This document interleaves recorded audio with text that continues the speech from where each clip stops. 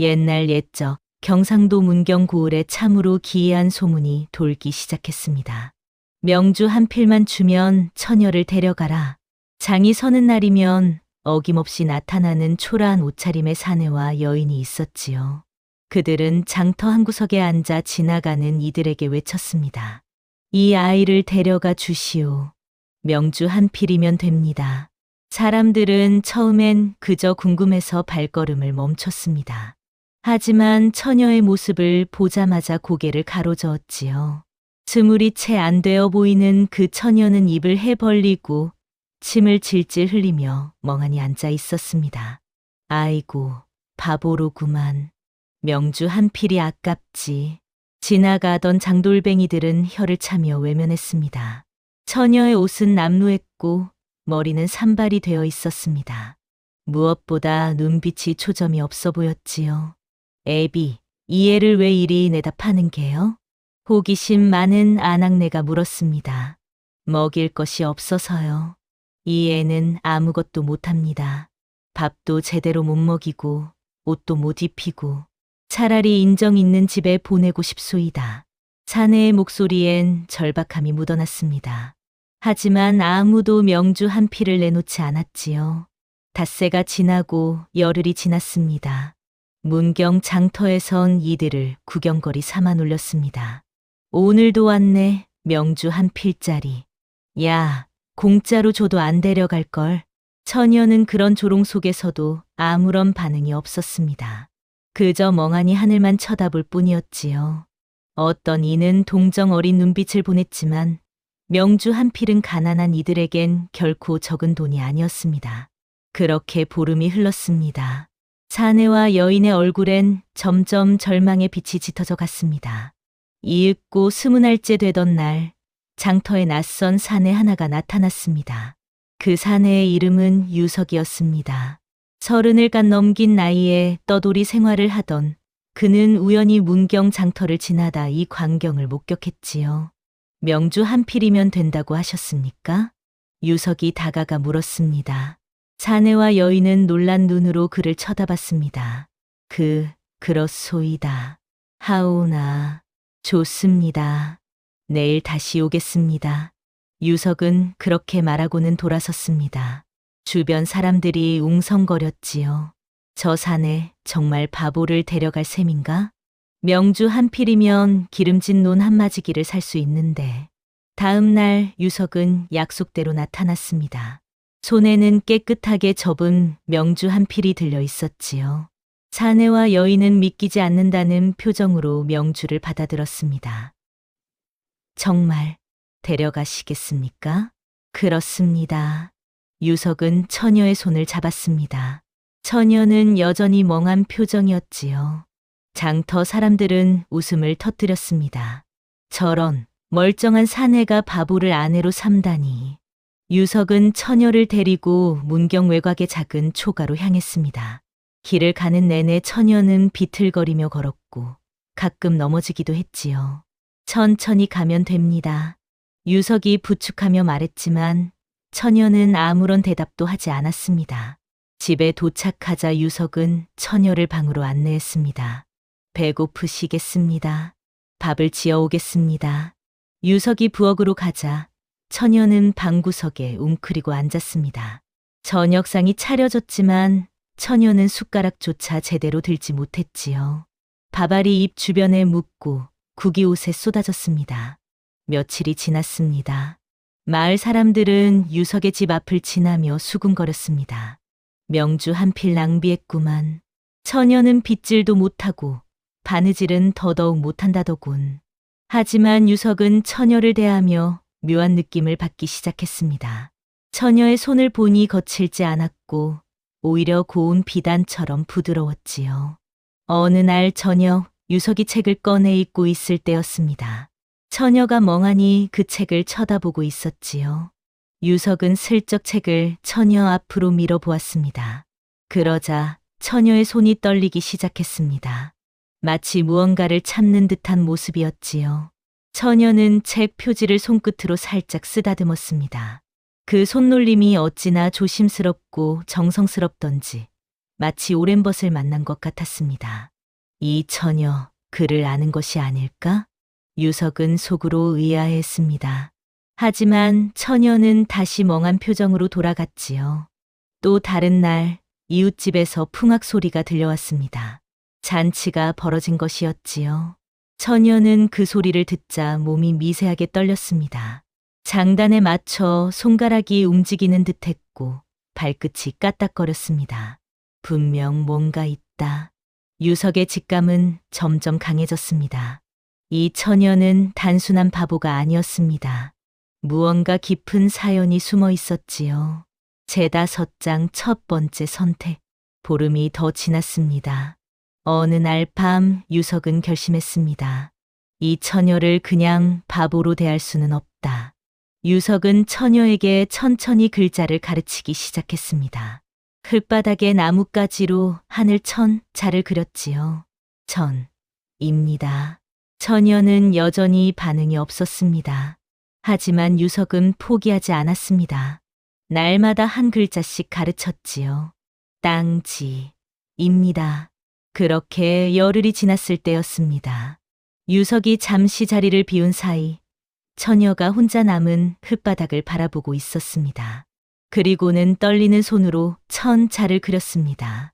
완벽한 필체였습니다. 유석이 돌아와 그 글자를 보았을 때 가슴이 뛰었습니다. 역시 그랬구나. 유석은 처녀 앞에 앉았습니다. 처녀는 당황한 듯 글자를 지우려 했지만 유석이 그 손을 잡았지요. 괜찮습니다. 두려워하지 마십시오. 유석의 목소리는 부드러웠습니다. 처녀의 눈에 처음으로 눈물이 고였습니다. 진짜 눈물이었지요. 그날 이후 처녀는 조금씩 변하기 시작했습니다. 밥을 먹을 때 숟가락질이 자연스러워졌고 걸음걸이도 안정되었지요. 하지만 여전히 말은 하지 않았습니다. 유석은 조급해하지 않았습니다. 그저 처녀 곁을 지키며 기다렸지요. 어느 날 저녁 유석이 국을 끓이다 손을 대었습니다. 그러자 처녀가 재빨리 다가와 유석의 손을 물동이에 담갔습니다. 그 손놀림이 얼마나 능숙하던지 분명 남을 돌본 경험이 있는 사람의 솜씨였습니다. 고맙습니다. 유석이 미소 지었습니다. 처녀도 희미하게 아주 살짝 입꼬리가 올라갔습니다. 첫 번째 미소였지요. 한 달이 더 흘렀습니다. 처녀는 이제 집안일을 제법 했습니다. 빨래를 하고 마루를 쓸고 밥을 지었지요. 유석은 처녀가 편안해하는 것을 느꼈습니다. 어느 가을밤 달이 유난히 밝았습니다. 유석은 마당에 앉아 달을 보고 있었지요. 처녀도 조심스럽게 나와 유석 옆에 앉았습니다. 달이 참 밝습니다. 유석이 말했습니다. 처녀는 고개를 끄덕였지요. 그리고는 입술을 떨며 작은 소리로 말했습니다. 네, 첫 마디였습니다. 유석의 가슴이 뛰었지요. 하지만 그는 놀라는 기색을 보이지 않았습니다. 자연스럽게 대화를 이어갔지요. 저 달을 보면 마음이 편안해집니다. 저도 그렇습니다. 처녀의 목소리는 떨렸지만 분명한 말이었습니다. 그날 밤 두 사람은 달빛 아래서 오래도록 앉아 있었지요. 다음 날부터 처녀는 조금씩 말을 하기 시작했습니다. 여전히 짧은 대답뿐이었지만 유석에겐 그것만으로도 충분했습니다. 이름이 무엇입니까? 유석이 물었습니다. 모르겠습니다. 처녀가 고개를 저었습니다. 정말 기억이 없는 것 같았지요. 그럼 제가 이름을 지어드려도 되겠습니까? 네, 월향이라 부르겠습니다. 달빛 아래서 처음 말을 했으니 달월의 향기향입니다. 처녀, 아니 월향은 고개를 끄덕였습니다. 그 눈가에 또다시 눈물이 맺혔지요. 평온한 나날이 이어졌습니다. 하지만 어느 날 마을 어귀에 낯선 사내들이 나타났습니다. 혹시 20살쯤 된 처녀를 본 적 있습니까? 그들은 집집마다 돌아다니며 물었지요. 월향의 인상착의를 자세히 설명했습니다.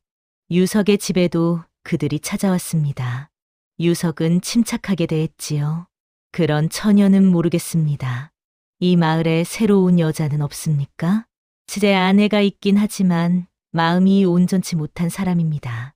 사내들은 방 안을 기웃거렸습니다. 월양은 일부러 침을 흘리며 멍한 표정을 지었지요. 사내들은 코웃음을 치며 돌아갔습니다. 바보로군. 우리가 찾는 사람이 아니야.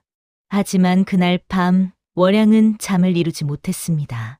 온몸을 떨며 웅크리고 있었지요. 며칠 뒤 유석이 장애에 나간 사이 월양은 집 안을 정리하다 오래된 책 한 권을 발견했습니다. 시조집이었지요. 월양의 손이 떨렸습니다. 그녀는 책장을 넘기며 시조를 읽기 시작했습니다. 입술이 움직였고 곧 나지막한 목소리가 흘러나왔지요. 청살리 벽계수야 수이 감을 자랑 마라. 그 목소리는 맑고 아름다웠습니다. 마치 오랜 세월 단련된 소리 같았지요. 월양은 시조를 읊조리며 눈물을 흘렸습니다. 내가 누구였던가. 기억의 파편들이 스쳐 지나갔습니다. 화려한 기방, 비단 저고리, 검은고 소리. 하지만 그 다음은 어둠뿐이었지요. 그때 대문이 열렸습니다. 유석이 돌아온 것이었습니다. 월양은 황급히 책을 덮었지만 이미 늦었지요. 유석은 모든 것을 보았습니다. 두 사람의 시선이 마주쳤습니다. 월양의 눈에는 두려움이, 유석의 눈에는 놀라움이 가득했지요. 긴 침묵이 흘렀습니다. 마침내 유석이 입을 열었습니다. 앉으십시오. 천천히 말씀하십시오. 그날 밤 월양은 자신이 기억하는 모든 것을 유석에게 털어놓았습니다. 저는 문경 기방의 기녀였습니다. 그녀는 어려서부터 글과 노래를 배웠다고 했습니다. 시조를 읊고 검은고를 타고 춤을 췄지요. 문경에서 손꼽히는 명기로 이름이 높았다고 했습니다. 하지만 어느 날 권세 있는 양반이 저를 탐했습니다. 그 양반은 고을 수령의 친척이었습니다. 월양을 첩으로 삼으려 했지요. 월양이 거절하자 그는 위협했습니다. 도망쳤습니다. 그러다 길에서 쓰러졌고 그때부터 기억이 흐릿합니다. 월양은 의원을 만나 일부러 약을 먹었다고 했습니다. 기억을 지우는 약이었지요. 완전히는 아니었지만 바보처럼 보이게는 충분했습니다. 그렇게 가족이라 속인 이들이 저를 장터에 내다 팔았고 서방님을 만났습니다. 월양은 눈물을 흘렸습니다. 유석은 그 손을 꼭 잡았지요. 이제 안전합니다. 제가 지켜드리겠습니다. 하지만 그들이 다시 올 것입니다. 저를 찾을 것입니다. 그렇다면 함께 맞서겠습니다. 유석의 목소리는 단호했습니다. 월양은 처음으로 안도의 한숨을 쉬었지요. 그날 밤 두 사람은 서로를 의지하며 잠들었습니다. 닷새가 지났습니다. 평화로운 나날이었지요. 월양은 조금씩 자신을 되찾아갔습니다. 시조를 읊고 바느질을 하고 웃음을 보였습니다. 어느 저녁 유석이 물었습니다. 진짜 이름이 무엇입니까? 명주입니다. 명주. 아름다운 이름입니다. 하지만 이제는 월양으로 불러주십시오. 그것이 제 새 이름이니까요. 유석은 고개를 끄덕였습니다. 그날 밤 화롯불이 따뜻하게 타올랐고 두 사람의 마음도 함께 따뜻해졌지요. 한 달이 더 흘렀습니다. 어느 날 마을에 큰 잔치가 벌어졌습니다. 유석과 월양도 초대받았지요. 잔치에서 풍악이 울려 퍼졌습니다. 월양은 그 소리를 들으며 몸이 근질거렸습니다. 오랜 습관이었지요. 한번 쳐보시겠습니까? 유석이 속삭였습니다. 월양은 놀란 눈으로 유석을 바라봤지요. 하지만 들킬 수 있습니다. 괜찮습니다. 이제 숨길 필요 없습니다. 유석의 말에 월양은 용기를 냈습니다. 그녀가 마당 한가운데로 나섰지요. 처음엔 어색하게 시작했지만 점점 몸이 기억을 되찾아갔습니다. 월양의 춤은 아름다웠습니다. 마을 사람들은 넋을 잃고 바라봤지요. 저 바보 처녀가 저런 춤을? 믿을 수가 없군. 춤이 끝나자 사람들은 박수를 쳤습니다. 하지만 그 속에서 한 사내가 눈을 번뜩였습니다. 그는 조용히 자리를 떠났지요. 그날 밤 월양은 불안해했습니다. 제가 잘못했습니다. 너무 나섰습니다. 아닙니다. 당신의 재능을 숨길 필요가 없습니다. 하지만 월양의 불안은 현실이 되었습니다. 사흘 뒤 그 사내가 문경읍내로 급히 달려가는 모습이 목격되었으니까요. 나흘째 되던 날 문경 관아의 나졸들이 유석의 집에 들이닥쳤습니다.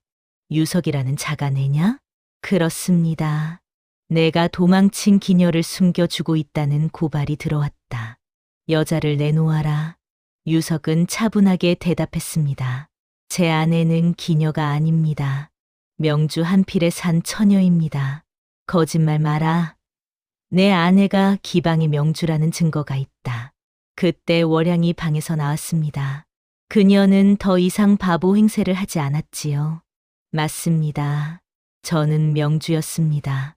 나졸들이 월양을 붙잡으려 했습니다. 하지만 유석이 그들 앞을 막아섰지요. 제 아내는 자유의 몸입니다. 기방에서 도망친 것이 아니라 억지로 끌려갈 뻔한 것을 피한 것입니다. 증거가 있느냐? 증거는 기방에 있을 것입니다. 그곳 기녀들에게 물어보십시오. 나졸들은 당황했습니다. 하지만 그들 뒤에서 비단옷을 입은 양반이 나타났지요. 나를 기억하느냐? 명주? 그 양반이 바로 월양을 쫓던 자였습니다. 김진사라 불리는 자였지요. 김진사는 비웃으며 말했습니다.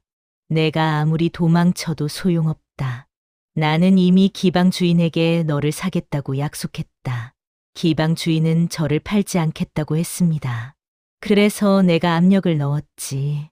이제 그 기방은 문을 닫게 될 것이다. 월양의 얼굴이 창백해졌습니다. 김진사는 계속해서 독을 뱉었지요. 나를 거절한 대가를 톡톡히 치러야 할 것이다. 내가 아끼던 기방 식구들은 모두 뿔뿔이 흩어졌다. 그건 제 잘못이. 월양이 무릎을 꿇었습니다. 유석이 그녀를 일으켜 세우려 했지만 월양은 고개를 저었지요. 이 모든 것이 제 탓입니다. 제가 순순히 따라갔더라면. 아닙니다. 당신 잘못이 아닙니다. 유석이 외쳤지만 월양은 이미 마음을 굳힌 듯했습니다. 제가 김진사를 따라가겠습니다. 대신 기방 식구들을 풀어주십시오. 김진사는 만족스러운 미소를 지었습니다. 현명한 선택이다. 하지만 조건이 하나 더 있다. 무엇입니까? 이 남자를 벌해야 한다. 도망친 기녀를 숨겨준 죄로 말이다. 나졸들이 유석을 잡아 끌려고 했습니다. 유석은 저항했지만 숫자가 많았지요. 서방님. 월양이 비명을 질렀습니다. 하지만 김진사가 그녀를 붙잡았지요. 조용히 해라. 내가 말을 잘 듣는다면 저 남자의 목숨은 살려주마.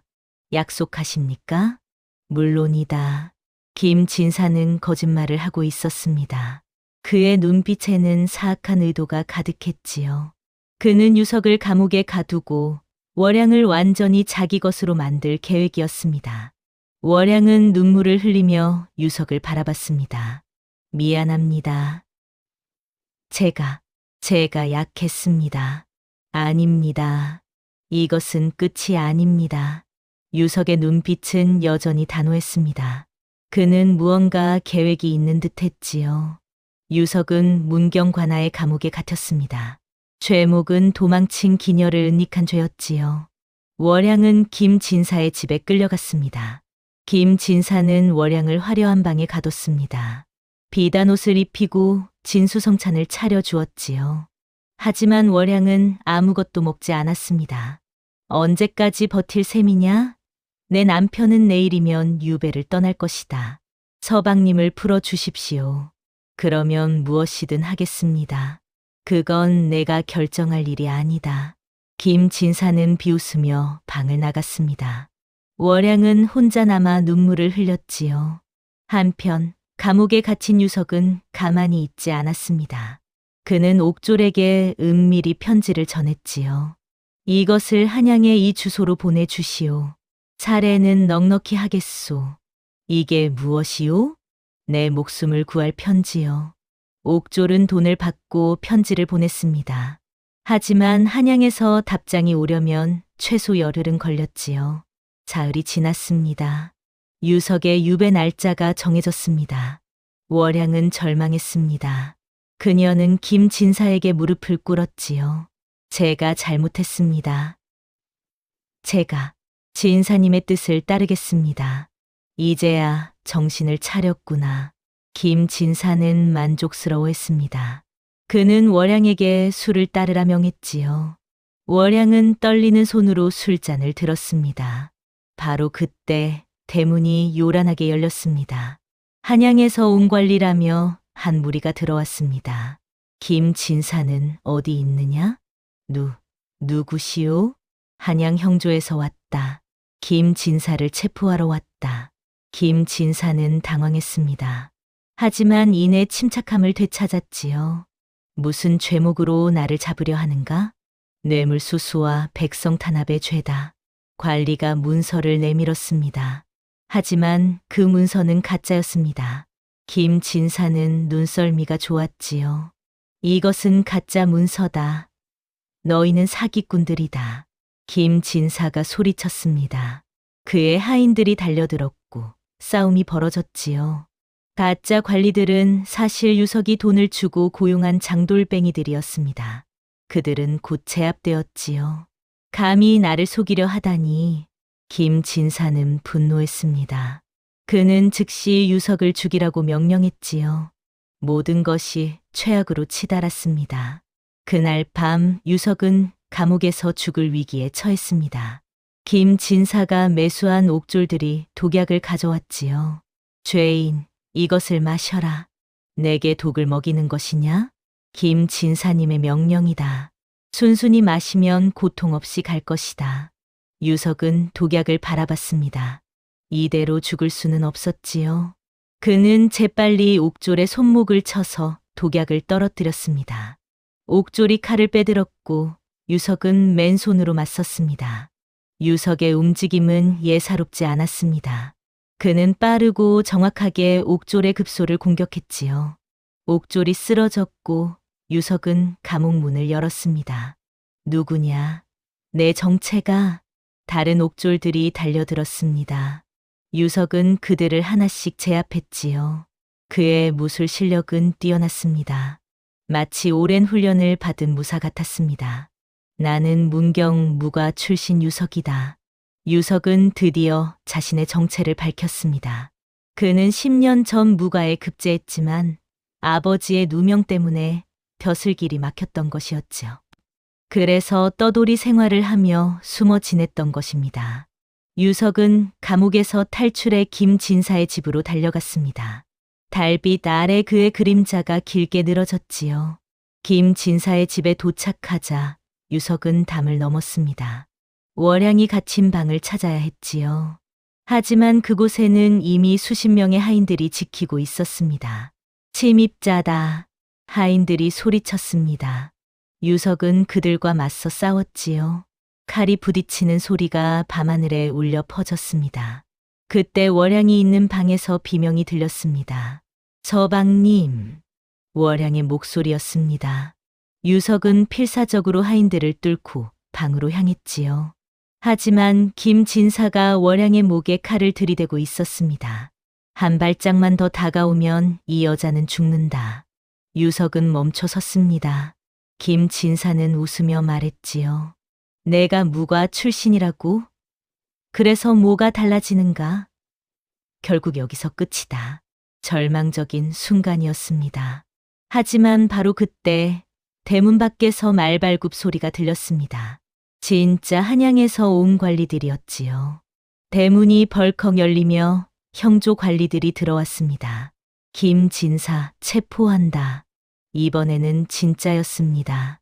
유석이 열흘 전에 보낸 편지가 한양에 닿았던 것이지요. 그 편지에는 김진사의 비리 증거가 담겨 있었습니다.